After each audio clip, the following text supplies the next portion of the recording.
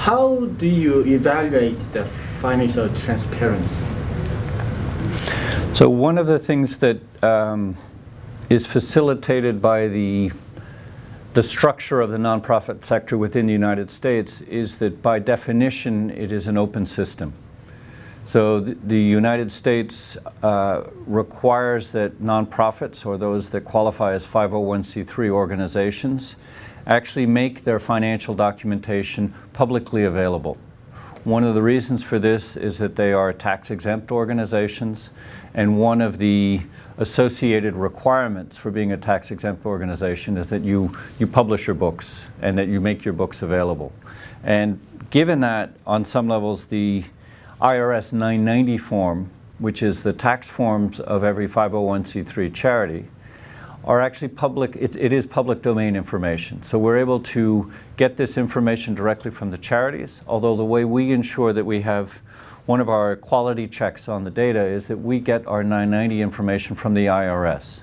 So the assumption is the charity fills out their tax forms on an annual basis, they submit it to the US government, to the IRS, and then we get it from the IRS. So the quality assessment, we're assuming that the data that an organization provides to the government is going to be good data, that they're not going to, and that they will do that. There's a due diligence, and if they don't, they're actually breaking the law. So that's our quality assessment on the data. And then through that, we're looking, there are some transparency metrics within the 990 form itself, and then there's some other transparency metrics that we look for on the organization's website.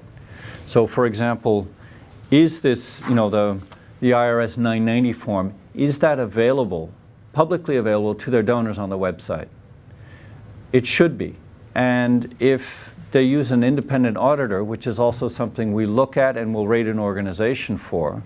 So you perform your annual assessments of your financials, but then you have an independent auditor come in. It is a best practice to be audited and to have an independent auditor, and that audit report should be on your website as well.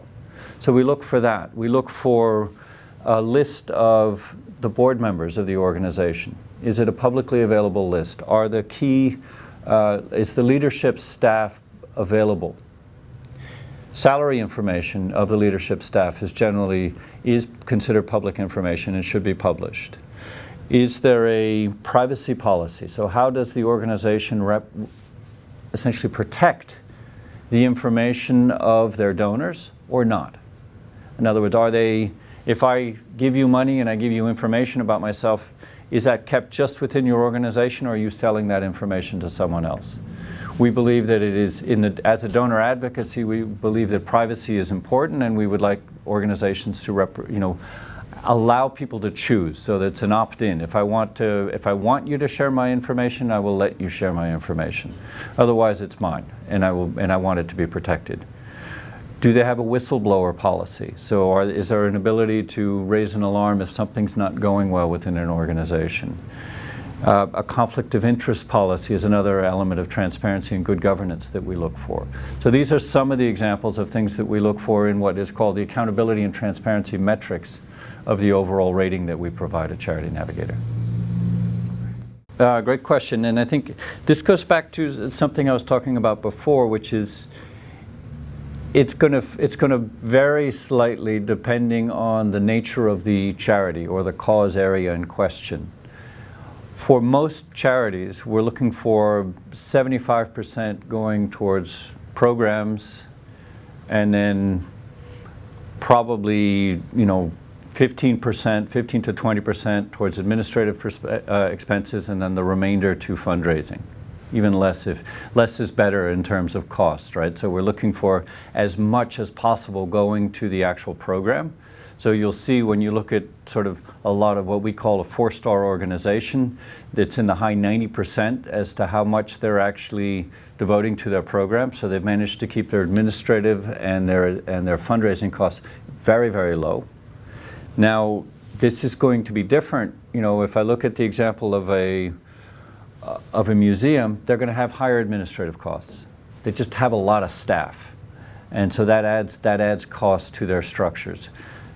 And they also have different financial cost, with insurance, as I mentioned before. You compare that to A food bank, which is really more goods that are donated, many of the staff are volunteer, they're up in the high 90s in terms of their actual how much goes to program, and they have very low administrative costs. So it can be, less than 5% sometimes. The average, though, would be more in the area of, let's say, homeless shelters or animal protection organizations. They're going to be more in that, say, 80% going to program, and maybe a little less, but generally in that range in the well-run organizations. Great question, and I think that on some levels it relates to, my answer from before applies here as well, but it is in terms of financial performance, one of the things we're looking for, where I do think this is applicable across all organizations, is it financially healthy? Because as a donor, your interest is in the cause, and the charity is a means to having a positive impact on that cause area. So if you're going to be donating to a cause through a charity, you want to know that the charity is going to be here next year, right? You want to have some assurances that they're not going out of business. And financial performance and good business practices are a means of actually knowing this is a healthy organization. They're going to be here, they're here today, they're going to be here tomorrow, and maybe for the next, foreseeable future. So I do believe that financial performance across all sectors is actually relevant. It is going to vary, and the numbers can vary, in the millions and even in the hundreds of millions, depending on the size of the organization. Accountability and transparency are also, these are pretty basic governance principles that we're looking at. So those do apply across all sectors. Where it gets much more complicated, and this is where it's still a work in progress, is looking at the actual outcomes. So when you measure the outcomes of a museum, what are the results, or what is the impact of a museum, and how do you measure that? And how do you compare that measurement to a food bank or a homeless shelter? They're entirely different. And so they need to be thought of within that context. And so what we're looking at doing right now is working with associations of museums or groupings of food banks and groupings of homeless shelters to actually ascertain with those cause areas what are the right things to be measuring for positive outcomes.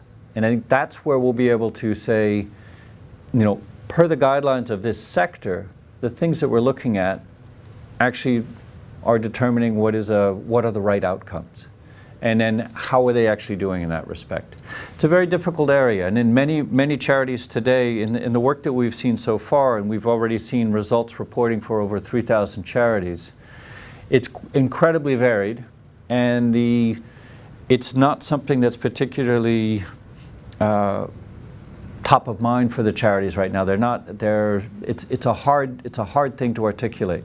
It's easy to tell you that I gave out 1,000 blankets in a homeless shelter, but I can't necessarily tell you the impact that those blankets have had on the lives of the men and women and children that actually receive them.